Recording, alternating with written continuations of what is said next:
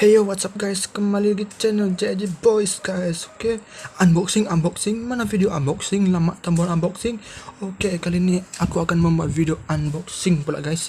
Sorry guys kalau suaraku tidak jelas, tidak kuat sebab aku menggunakan mic daripada handphone aku ya guys. Oke, sebelum saya tunjuk barang unboxing ni, jangan lupa tekan button like, subscribe, aktifkan lonceng tepi button subscribe tu supaya korang tidak ketinggalan video terbaru daripada channel ini. Okay, barang yang aku akan unboxing ini adalah aku tidak beli daripada itu online semua ya guys, Lazada, Shopee, tidak. Aku tidak beli dari itu.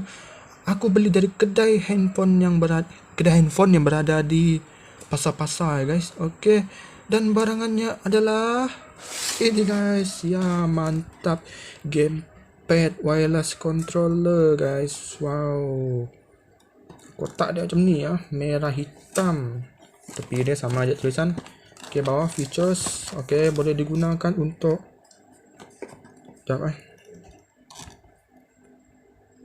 fokuslah.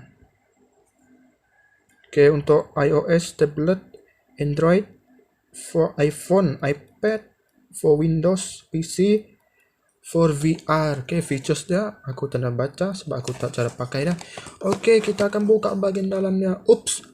Sebelum saya buka bahagian dalam ni, korang kena tekan button like juga guys, dan subscribe, aktifkan lonceng lebih button subscribe supaya ada video yang lebih menarik tentang unboxing guys. Okey, langsung kita buka ke dalamnya.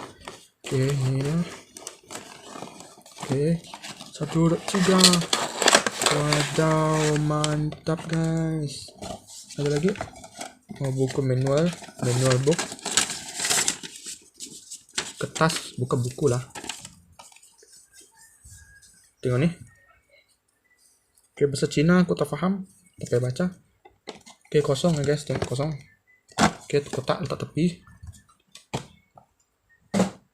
Okay, ini yang kita nantikan guys, controller dia. Okay, kita cabut dulu. Okay. Wih, ada barang lagi guys. Mantap. Okay, kita tengok apa barangnya. Okay, barang dia adalah phone holder. Okay, phone holder, buat tarik. Kita letak phone kita, lepas tu gamepad dia macam ni. Nanti aku tunjuk. Okay, ni dia punya USB cable, USB, dan ni tempat cocok ke handphone ke controller ni. Ni cocok dah guys. Oh, aku rasa ni kena cas ni. Okay, dah kita review. Okay, ini dia controller dia.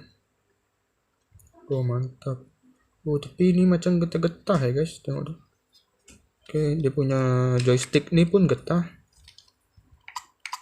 Mantap lah. Nice guys.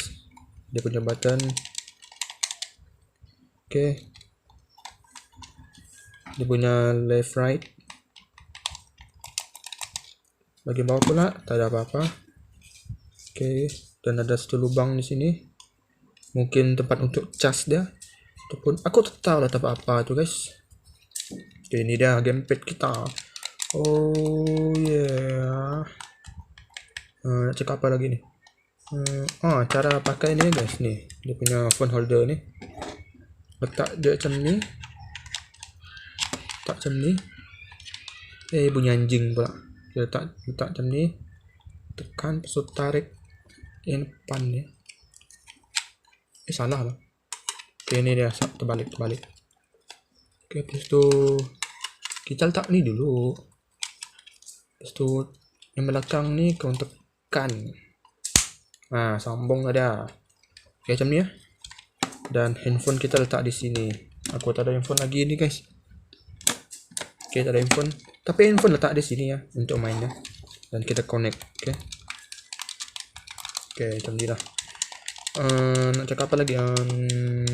Mungkin kita akan try main guna ni di next video. Okay.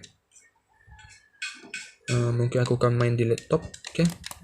Kita test main di laptop. Mantap guys. Okay. Sekian saja untuk video unboxing kita kali ini, yaitu gamepad ni guys.